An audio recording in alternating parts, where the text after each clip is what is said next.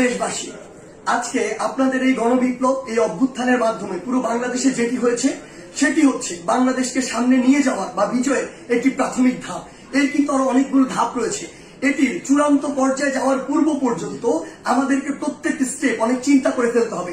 আপনারা মনে রাখবেন, যারা আজকে পরাজিত হয়ে চলে গিয়েছে তারা কখনো একদিনের মধ্যে পুরো বাংলাদেশ থেকে শেষ হয়ে যাবে না। তাদের বিষ দাঁত দিয়ে তারা সর্বশেষ আরেকটি আমাদের যে ছবল সেটি দেওয়ার চেষ্টা করবে, কিন্তু আমরা সেটি আসলে হতে দিব না।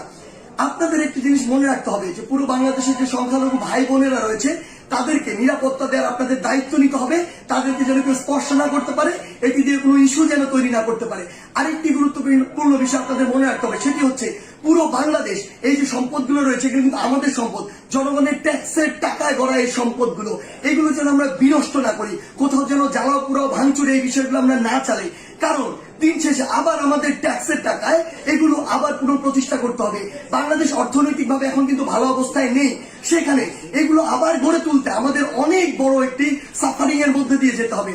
সেই জায়গায় আপনাদের প্রতি অনুরোধ, আমাদের এই কাজগুলো আমাদেরকে রিপ্রেজেন্ট করে।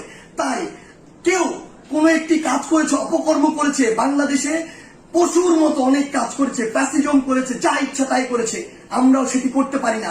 যদি করি তাহলে তাদের সাথে আমাদের পার্থক্য থাকে না, বরং আমরা দেখিয়ে দিব যে কিভাবে আগামীর বাংলাদেশকে বিনির্মাণ করা যায়। আপনাদের কাছে আমাদের প্রাণের অনুরোধ, আমাদের এই সম্পদগুলো, রাষ্ট্রীয় সম্পদগুলো আপনারা রক্ষা করুন, ভাঙচুর জ্বালাও পোড়াও থেকে আপনারা দূরে থাকুন।